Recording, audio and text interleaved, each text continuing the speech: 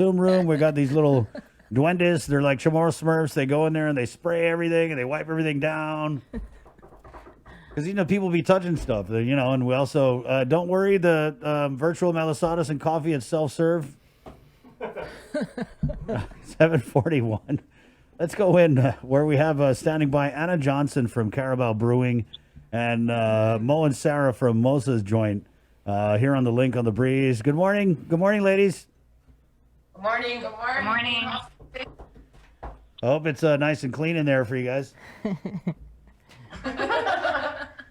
And let's just go ahead and jump right into it, right? So over at the end of the week, last week, we saw the further easing of restrictions, congregating, gathering now allowed up to 5 people. We saw daycares open, fitness centers open, but we didn't see any movement on bars or any further easing of restrictions for restaurants. And so dine-in, right? And I guess people are kind of thinking that if we're allowing all these other things, and that's kind of, it's been really like a domino where it's you open one and then another one's like, oh, what about us? And then, okay, we'll open you too. And then the church is like, hey, we're going to open. And they're like, okay. And then it's like, oh, daycare. You know what I mean? Yeah, it's kind of weird. Like you can go to the mall, you can go to shopping, Kmart. Don't forget my tattoo. Right. So I'm just. So, yeah, we'll just get right into it. I mean, at this point, are you guys ready at MoSa's and at Carabao Brewing? Have you got your plans, your protocols all in place to open up for dine-in at whatever capacity? 25%? 25% is, I think, what they're allowing for other businesses. So we'll just start with you guys over at MoSa's. Morning. Hi, good morning. So for us, I feel like from the beginning, we've been ready through this whole thing. We've told our staff that, we need to treat everybody like they potentially could have COVID. So we're following protocols to the T, what the CDC guidelines have been, what the government guidelines have been. Since day one, we've been following all of it.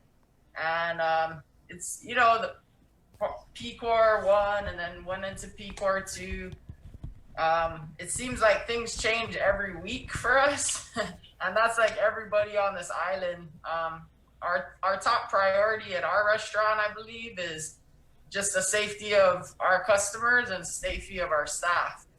And I feel like we've been doing an excellent job trying to keep that tempo good and safe for everybody.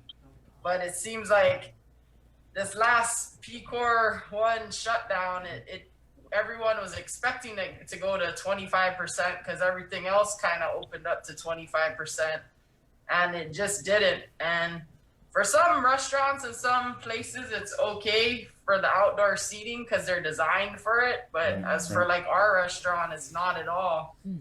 And we have literally 2 tables outside. This is the first time since this whole thing that we've had to actually furlough people because, in the beginning we had the PPP and we had some grant money that we really appreciated and it helped our business out tremendously and to bring all of our workers back. But then to go to that, to 50%, to back down to just curbside, and now it's just, we have to go outside and we only have 2 tables at our restaurant. We're working on getting the permits and following the guidelines to open up more seating in our parking, but it takes time. So for a whole week while other places were being able to be open, we haven't been. Literally 25% could bring back 2 to 3, maybe 4 employees of ours. Right. And like I said, that's our main priority. Right. Let's go over that. I just totally feel that everything should be kind of set up where everybody has a chance to survive. That's the word right now, is we just are trying to survive. Right. We're not trying to go against any guidelines. We're not trying to make this be unsafe. We're not forcing anybody to come into our restaurant and eat or take out or anything. But we are following everything. And I think it's been showing because we haven't had any cases come out of our restaurant, unless we've had some come in. We've talked about this before. we haven't had any come from our place. And I believe that the restaurant business and the bars and everything, I think that they're all following the guidelines too. And if they aren't, then they should get shut down. And, you know, I understand where the governor is coming from completely about being safe, because the cases have spiked so tremendously the last month and a half. But I also feel like this is detrimental to all of our livelihood, you know? And that's basically how my stance is on this. Let's move it over to our stance. Right.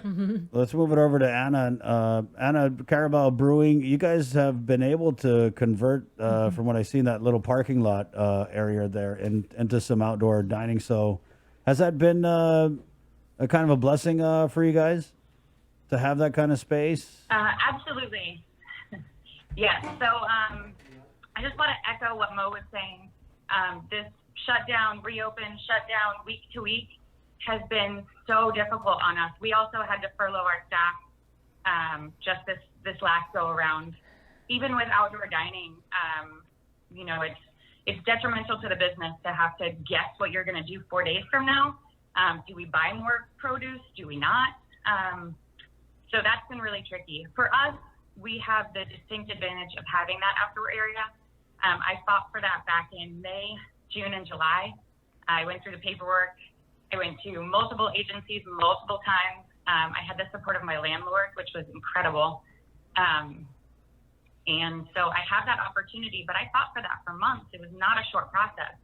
So now being allowed to have outdoor dining, you know, it wasn't something that I did overnight, and it wasn't something that we just put up. And even with that said, we've almost been shut down twice in the last week because people don't believe I went through the proper channels, or people are calling in. The heavy restrictions make it really, really difficult for us. But I will say, with the outdoor dining, I've been able to hire more people. I think everyone should have the opportunity. I think that if there's a restaurant like MoSa's that has that ample space outside, they should be able to open up as well. Well, have you guys had any contact at all with public health or even provided any data that would support the continued closure for dine-in and closure of bars? This is the continued closure. No, absolutely not. So no conversations? This is the most I'd say that we've ever got inspected by public health since we've been open, since day one. Right. And we're fine with that. We're 100% completely fine with it. Like, we're not doing anything wrong. We're following all the rules. And if we're doing something wrong, please let us know. Yeah. But it's just been a real struggle. Yep. We were actually inspected the day before we went back to PCOR 1 during the PCOR 3 stage. We were inspected Saturday night, and they came in. Everything was great. We had our outdoor area. We had 50% inside, no problems. And then we got shut down to PCOR 1, stay at home the next day.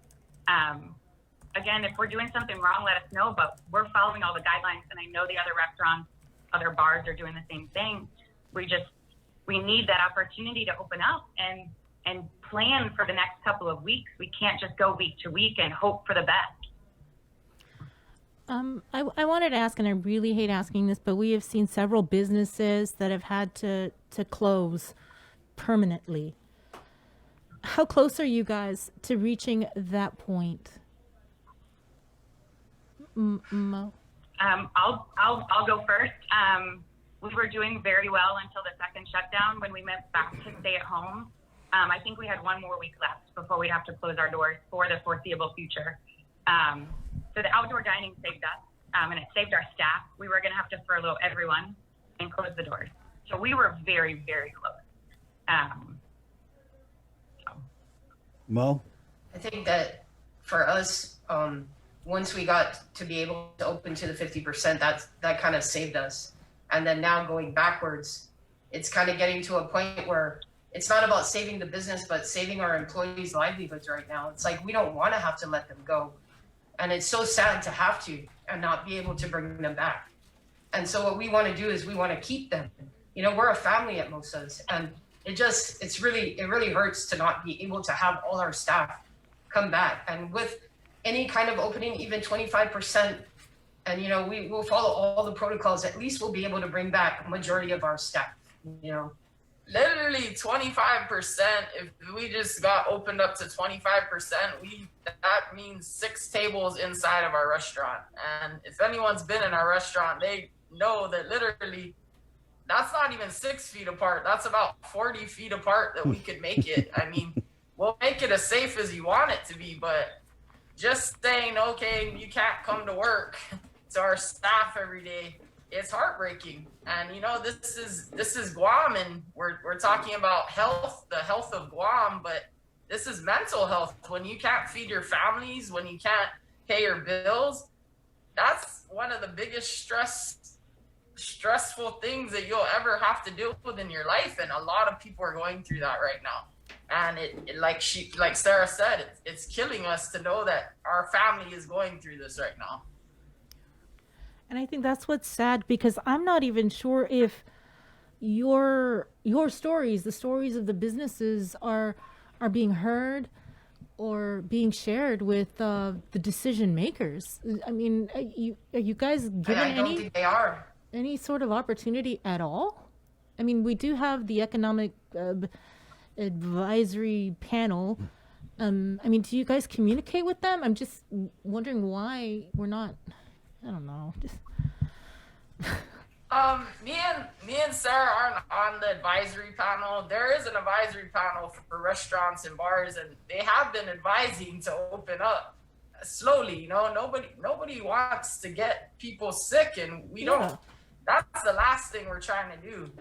And I know there's a lot of people out there. They're saying, you know, we're being stingy or we're being whatever, but it has nothing to do with that. We just want our employees to have a job, to eat, to be able to pay their bills, to be able to feed their families. That's it. And we'll be as safe as possible about it. And before this, you know, me and Sarah, we didn't really want to go out and do any, you know, like rallying and stuff like that, because we have got a lot of help from the government and we appreciate it very much. But the bottom line is things have to be equal. And right now we just don't feel like it's equal. Yeah. It makes no sense that we couldn't open up to 25% when that's literally 6 tables in our restaurant. I don't see how that's any safer than going into Home Depot with 200 people walking around, or getting a massage, or, you know, and same as bars. The bars, like, outside seating, why can't bars have outside seating right now? But they're not even able to open up, period. Boat businesses aren't able to operate. That's outdoors in the sun. And it's like, we're not asking for any special treatment. We just want everything to be equal and fair. Well, I guess then what are you going to do if this goes on another week? We're in PCOR 1. We don't know how much longer. It was never expressed to the media, and there hasn't been any press conferences either. Yeah, so that's another thing that really is sad, that we just don't know from week to week, you know? We don't know what to tell the employees that we had to furlough. Like, oh, maybe we can put you on the schedule. But, you know, as far as our plan is just, like we said, we got to adapt and adjust, and we're going to try to, like, do the process of doing the parking lot, you know? But we didn't think that this would go on forever. Like, it seems like it's going on, but, you know, we've been working with ABC, and we're going to work with public health, and we're going to try to hopefully do an outdoor dining in our parking lot with the support of our landlords too. We have great support from them as well. But I think this process could take months. You know, we don't know what's going to happen. Yeah, it's unfortunate that our governor doesn't have the consideration to keep the people of Guam posted, MoSa's, at least on a weekly basis. If you're going to drop these pronouncements and these announcements from on high at Adelup, then at least come down to our level and explain these decisions, maybe explain why, you know, some things are allowed to open, some are not. Because I really feel like we in the media and you guys out there, we shouldn't be clueless about this. We should be armed with the information that we need, with, you know, the details, the facts, but not this, like, governing by executive order coming out of the middle of the night and then We got to wake up at 4 a.m. and sort through all this stuff. And then when you try and get somebody on to answer questions, you get the cold shoulder. Yeah, it's just unfortunate, and I feel you. I'm not a business owner, but I'm just like, man, we're in the position where we got to relay the information out, and we can't even get an interview with the governor. I mean, it's hard enough getting public health, which, I mean, they're very accommodating, but I feel like in a pandemic, you know, if you're going to tell us PCOR 1 is perpetual and it's going to go on forever, then at least make yourself available. I mean, if it's not too much to ask, you know what I mean? Talk to these restaurants and say, here's why people can go do their nails. Here's why people can go to the gym, but they can't go dine in. But I think that this week, I mean, I just feel like we saw the pressure. Everyone's been, you know, putting a lot of pressure on, and we've seen these easing of restrictions and these openings. And I don't know, man. I feel like this week's you guys' week. I mean, what else is there left to open, really? Really? Yeah. I really hope so, but you know, I hope in the future if it does have to go backwards again, like say we do get shut down again after we open up because the cases spike, at least follow the same protocol so we know what to do, so we know how to go about protecting ourselves, like for the outdoor parking lot. Like they didn't do that the first time around. If they would have done that the first time around, all these restaurants that don't have outdoor seating could already have applied for it and planned for it. Yeah. But now it's like it's pretty much going to be over with by the time we get it approved. So it defeats the Cancel it. purpose. Yeah. Well, I definitely feel your And you know what? frustration. Go ahead. Anna. Sorry, if we are going to continue with this outdoor dining, there should be some support from the agencies, public health, fire, ABC. I mean, again, it took me battling for months, it felt like. I think it was about 7 weeks that it took to get everything done. I had to meet with the board several times. There should be some sort of way to make it easier for businesses. So if we do get shut down one more week, hey, here's what you need to do. Here are the steps. Let's approve you within a couple of days so you can bring those people back. Right. I feel like there should be some help and assistance. Many places stateside are getting grants. Towns are giving grants to small businesses to buy furniture to put outside and waiving fees for this process. And we have seen zero support from our government and the government agencies. Good points. Want to thank you, Mo and Sarah, for coming on. And Anna, thank you guys so much. But I really feel, like I said, there's nothing. I mean, they're probably going to let you guys do something this week. We will. Thank you guys for having us on. We really appreciate it. Of course. Thank you, guys. Stay safe, everyone. Thank you. All right, take care. Thanks for getting up early, Mo. Yeah, this is early for some people. Thank you, guys. All right, ladies. Very early. That's okay. Bye, Anna. Okay, we're KUAM FM in Agotnia, Guam. Man, it is so heartbreaking. Oh my goodness. Yeah. I just don't understand. The part that gets me, Bree, it's like, you know, if you're the governor of Guam and you're going to come and make these, you know, like I said, these announcements and these pronouncements, and where's the follow-up? Mm-hmm. Where is the follow-up? Really? To me, that's just the most egregious thing in all of this is that, you know, you go way back containing COVID, the first lockdown, we had the weekly press conferences, and then they stretched to every other week. And then it was like, oh, when the governor's in a good mood. And now it's like we get nothing. Nothing. Yeah, exactly. Did I say it right? You did. It's 8 o'clock. Okay, we're going to go back into the KUAM News Zoom room. Here's what the rest of the show is lining up to look like.